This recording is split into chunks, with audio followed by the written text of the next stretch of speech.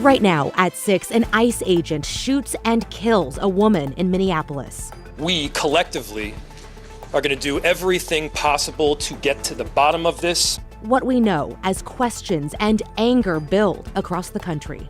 Plus, there's never a point that is too late to bring a report forward. An urgent appeal to other potential victims after a Gresham gymnastics coach is charged with sexually abusing 2 children. Then, the search for a mom's livelihood stolen right from her driveway. I honestly didn't think that he was serious. I was like, what are you talking about? Also tonight, we're tracking a KGW weather impact alert as the Cascades get hammered. We've been waiting months for it, but it's here, you know? Good things come to those who wait. And later, the Ducks touch down in Atlanta, ready for redemption against Indiana. The rest of the season leading up to this point is a pretty good testament to the way we responded to that loss.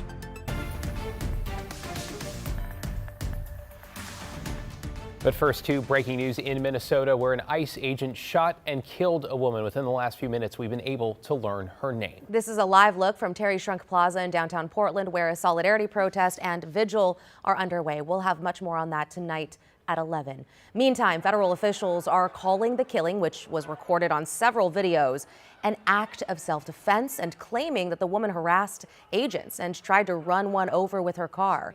The Homeland Security Secretary is calling this a case of, quote, domestic terrorism, saying the ICE agent behind the shooting was hit, though we've learned he has been released from the hospital.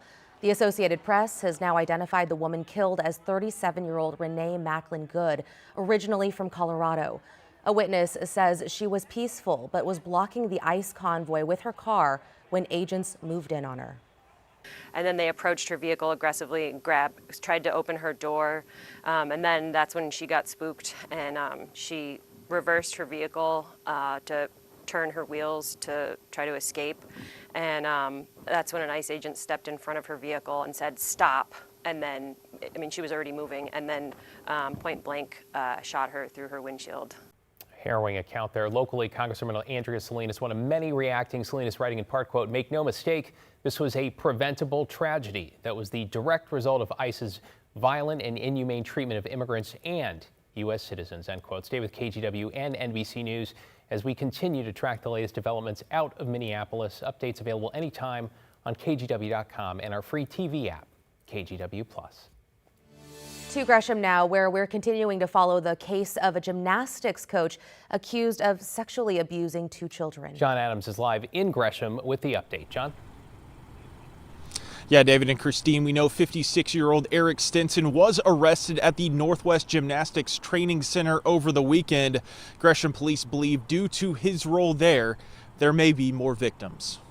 These events took place over a number of years, and they're directly related to Mr. Stinson's occupation and his position of power and control over minor athletes. Our experience has taught us that in many of those cases, there may be other victims. Detective Adam Wright with the Gresham Police Department says 56-year-old Eric Stinson was arrested over the weekend and charged with multiple counts of sexual abuse after former athletes at the Northwest Gymnastics Training Center reported the allegations to police. Stinson is the director of the center, which is located in Gresham.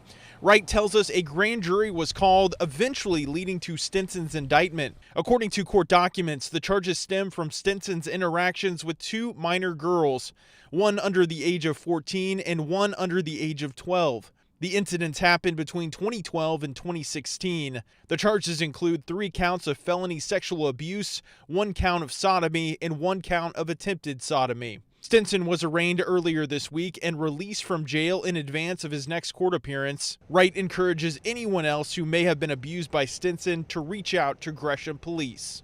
There's never a point that is too late to bring a report forward. It's critical that people come forward with their experiences. As part of his release agreement, Stinson is not allowed to go to the Northwest Gymnastics Training Center or visit a place where minors are known to congregate. Wright also had this message to any parents of youth athletes. Watching and evaluating how a program operates and observing the behavior and demeanor of their child.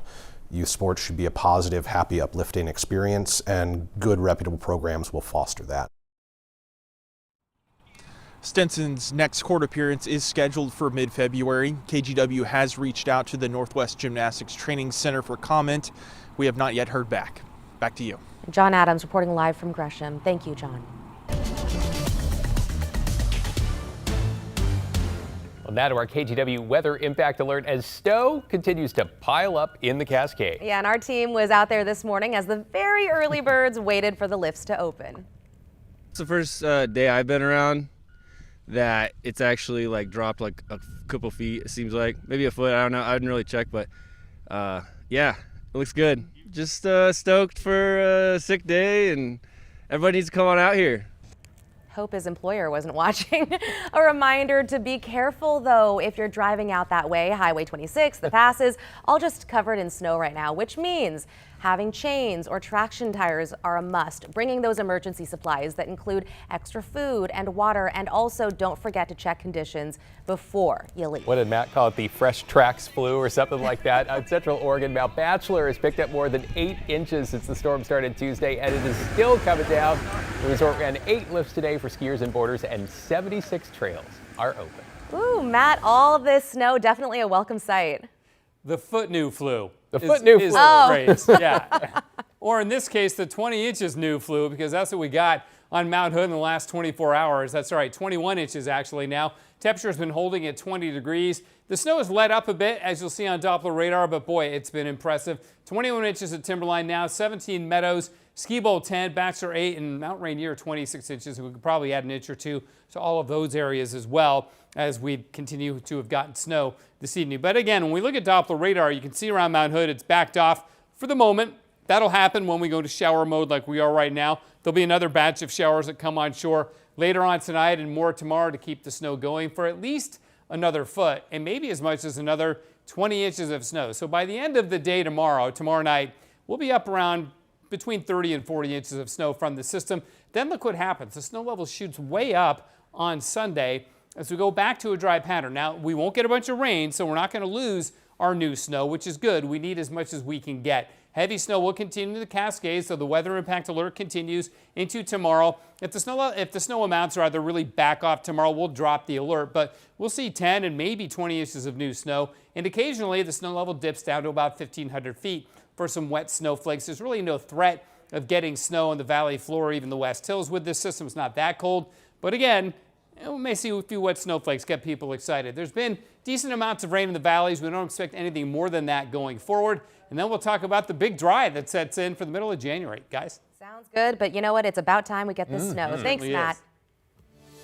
We're also still keeping an eye on the impact of December's stormy weather. Yeah, remember that Highway 224 near Estacada is finally back open after crews cleared a landslide there. They say since those storms, they've cleared 8 large landslides and 11 smaller ones that damaged drainage, rockfall barriers, and shoulders. A number of forest roads still remain closed. Be sure to check conditions before heading to the area.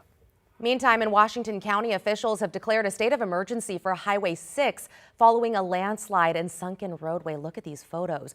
The Board of Commissioners is urging the governor and state lawmakers to get federal emergency money for long-term repairs. They're also pushing for Highway 6 to get more priority for state and federal funding. In your headlines, we now know the name of a burglary suspect who was arrested after a nearly 6-hour standoff in southwest Portland. Jonathan Cook was safely taken into custody around 11 o'clock last night. Authorities say it all began when a man says he found a stranger in his apartment. After that man escaped, police say Cook barricaded himself inside a bedroom. It took hours of negotiations, but Cook eventually came out and is now charged with burglary. Tonight, Oregon's governor is calling for a complete repeal of the state's stopgap transportation funding package. Lawmakers passed it during a special session as they try to avoid large-scale layoffs and service cuts at ODOT.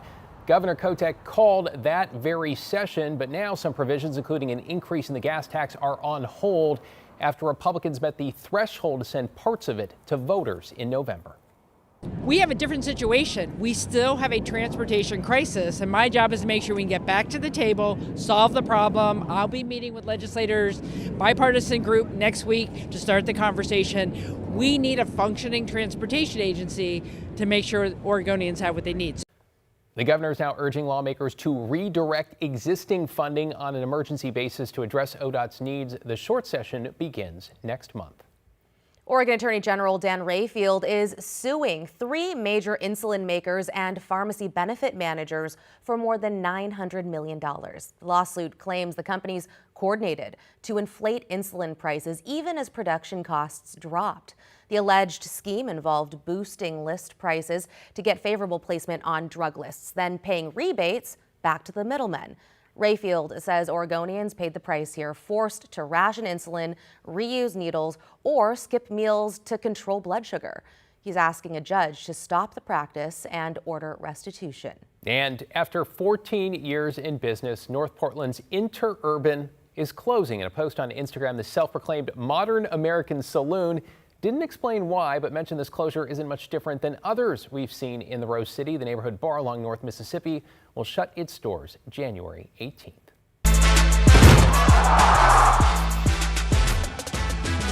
And we are just 2 sleeps out from the Peach Bowl, with Oregon trying to punch its ticket to the national championship. Orlando Sanchez is live inside Atlanta's Mercedes-Benz Stadium. Orlando, the stage is now set, or the field perhaps finished, for the big rematch.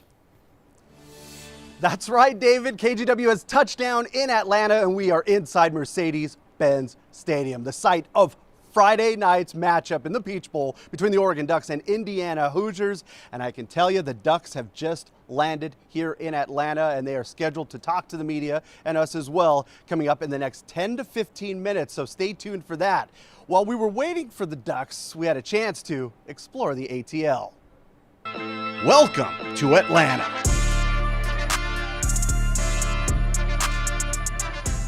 Atlanta, the host site of the '96 Summer Olympic Games.